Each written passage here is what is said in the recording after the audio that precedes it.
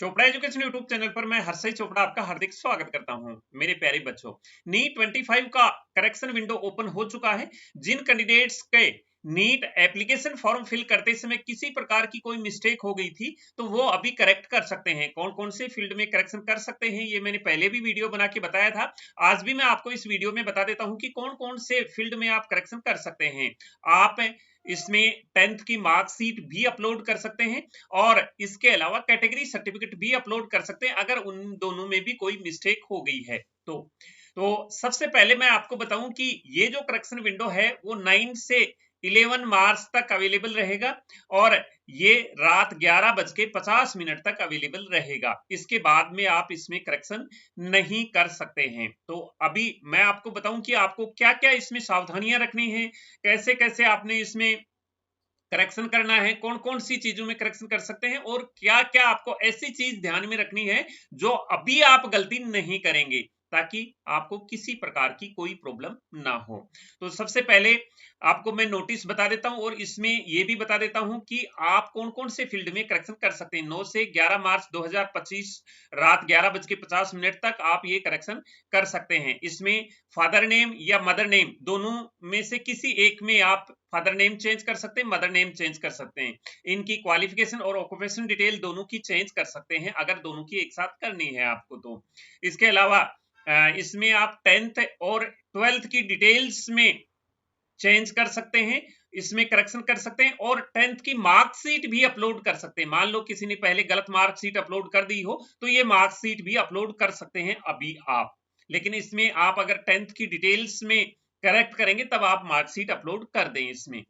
अब state of eligibility change कर सकते हैं, कैटेगरी चेंज कर सकते हैं, साथ में कैटेगरी सर्टिफिकेट भी अपलोड कर सकते हैं यहाँ। इसलिए ये दोनों का ऑप्शन दिया गया है कि इनमें अगर आप चेंज करते हैं तो आपको ये सर्टिफिकेट अपलोड करने का मौका भी यहाँ मिल जाएगा। सब कैटेगरी चेंज कर सकते हैं, यानी कि पीडब्ल्यूडी कैंडिडेट के लिए है कि अगर उन्होंने पहले सेलेक्ट नहीं किया था तो वो अभी सेलेक्ट कर सकते हैं। सिग्नेचर आप करेक्ट कर सकते हैं, चेंज कर सकते हैं और number of attempt in NEET UG वाला जो सेक्शन है उसमें भी आप चेंज कर सकते हैं। इसके अलावा एग्जाम सिटी में चेंज कर सकते हैं और मीडियम ऑफ क्वेश्चन पेपर में चेंज कर सकते हैं। तो इन सभी फील्ड में आप चेंज कर सकते हैं और इसमें अपलोड के लिए जो अपलोड करना है तो आप 10th की मार्कशीट भी अपलोड कर सकते हैं, कैटेगरी भी अपलोड कर सकते हैं, कैटेगरी सर्टिफिकेट भी अपलोड कर सकते हैं और सिग्नेचर भी दोबारा अपलोड कर सकते हैं इसमें। तो इनमें आप चेंज कर सकते हैं। अब आपने चेंज कैसे करना है और किन किन बातों का आपने ध्यान रखना है।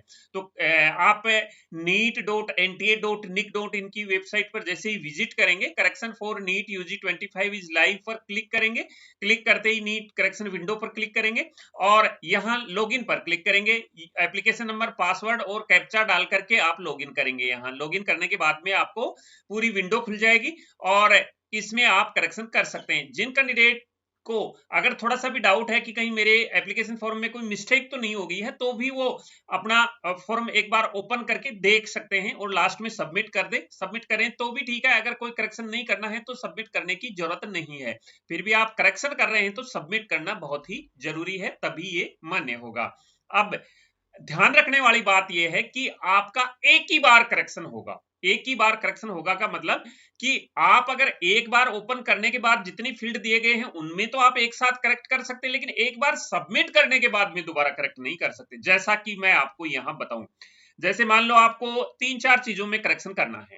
जैसे यहां आपको फादर नेम में करेक्शन करना है, इसमें करेक्शन करना है तो फादर नेम में करेक्शन करना है तो दोनों में से एक में ही कर पाएंगे, या फिर मदर नेम में करेक्शन करना है, दोनों में से एक में ही कर पाएंगे। तो एक तो करेक्शन आपने ये करना है। उसके बाद में दूसरा करेक्शन आपने स्टेट ऑफ एलिजिबिलिटी पर करना है और तीसरा आपने कैटेगरी पर करना है। तो ये 3 आपने करेक्ट करने हैं। तो आप यहां साथ साथ ही करते रहना है। पहले फादर नेम को करेक्ट कर दो, उसके बाद में यहां स्टेट ऑफ एलिजिबिलिटी को करेक्ट कर दो, उसके बाद में कैटेगरी को करेक्ट कर दो। इनको जितना भी आपने करेक्शन करना एक साथ करके उसके बाद में आपने सबमिट करना है। उसके बाद में सबमिट करना है। एक बार सबमिट करने के बाद में आप करेक्ट नहीं कर पाएंगे। स्टूडेंट गलती कहां करते हैं? गलती ये करते हैं कि उन्होंने एक बार करेक्शन कर दिया, जैसे कि फादर नेम में करेक्शन करना है, फादर नेम में करेक्शन कर दिया और सबमिट कर दिया। फादर नेम में करेक्ट करके सबमिट कर दिया। अब फिर वो देखते हैं कि अरे मेरे तो स्टेट ऑफ एलिजिबिलिटी में भी करेक्शन करना था या फिर मेरे को कैटेगरी में करेक्शन करना था,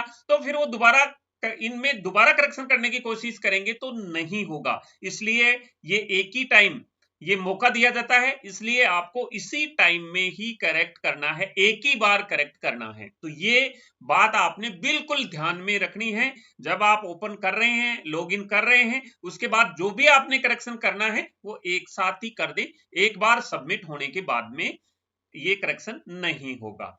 दूसरी चीज अगर आप कैटेगरी में चेंज कर रहे हैं, अगर मान लो आपने कैटेगरी पहले एसटी सेलेक्ट कर दिया था, एसटी सेलेक्ट कर दिया था और अभी आप इसकी जगह जनरल आप सेलेक्ट करना चाहते हैं, तो एसटी की फीस पहले कम थी, जनरल की फीस ज्यादा थी, इसलिए आप यहां जनरल कैटेगरी फिल करने के बाद सबमिट कर दोगे और सबमिट करने के बाद में जो आपका फीस का डिफरेंस आ रहा है वो आपको पेमेंट करना पड़ेगा, नहीं तो आपका फॉर्म ये मान्य नहीं होगा। वो फीस आपको पेड करनी ही होगी। जो एडिशनल फीस है, जो एडिशनल फीस आ रही है वो आपको पेड करनी होगी। ये इन बातों का आपने ध्यान रखना है करेक्शन करते समय। तो इस प्रकार से आप करेक्शन करके सबमिट कर दें। यहाँ पर अपलोड में डॉक्यूमेंट्स में आपके यहाँ चूज फाइल में ये सिग्नेचर वाले करेक्शन में आप करेक्शन कर सकते हैं। चूज फाइल यहाँ हाईलाइट होगा। इसके अलावा 10th की मार्कशीट यहाँ हाईलाइट होगा, 10th की मार्कशीट अपलोड कर सकते हैं।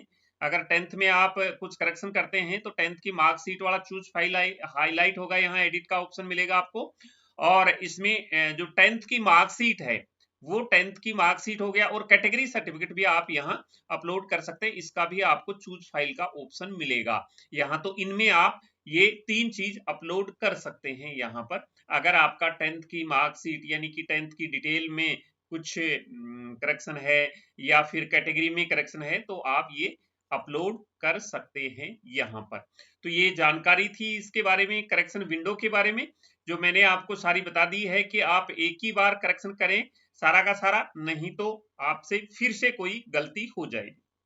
अब मैं आपको एक चीज और बताऊं, काफी सारे स्टूडेंट डरे हुए हैं, डरे इस बात से हैं कि कहीं मेरी कोई गलती तो नहीं होगी। तो आप अपने फॉर्म को ओपन करके देख लें, अगर कोई मिस्टेक हो गई है तो उसको करेक्ट कर लें, नहीं हो गई है तो कोई दिक्कत नहीं है।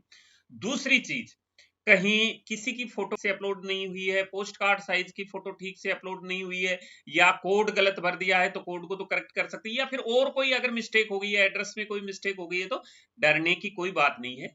अगर कैंडिडेट नेम में कोई मिस्टेक हो गई है, कोई डरने की बात नहीं है।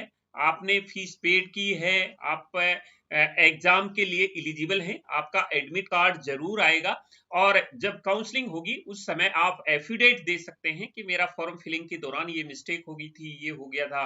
तो ये एमसीसी के इंफॉर्मेशन बुलेटिन में भी इस प्रकार की बातें लिखी आती हैं कि किसी स्टूडेंट की कोई गलती है तो वो एफिडेविट दे सकते हैं कि ऐसे ऐसे फॉर्म फिलिंग के दौरान मेरी मिस्टेक हो गई थी। तो ऐसे कोई डरने वाली बात नहीं है। आपको बिल्कुल स्टडी पर फोकस करना है, इन चीजों पर बिल्कुल भी ध्यान नहीं देना है। हाँ, ये देखें कि आपका कंफर्मेशन पेज डाउनलोड हो गया है, वो सबसे बड़ी बात है, ये देखने वाली बात है। आपको ये इंपॉर्टेंट बात है, कंफर्मेशन पेज आपका डाउनलोड हो गया, कोई दिक्कत नहीं है, आपका एडमिट कार्ड आएगा और किसी प्रकार की आपको कोई प्रॉब्लम नहीं होगी। तो मिलेंगे नई अपडेट के साथ नए वीडियो में, तब तक के लिए जय हिंद।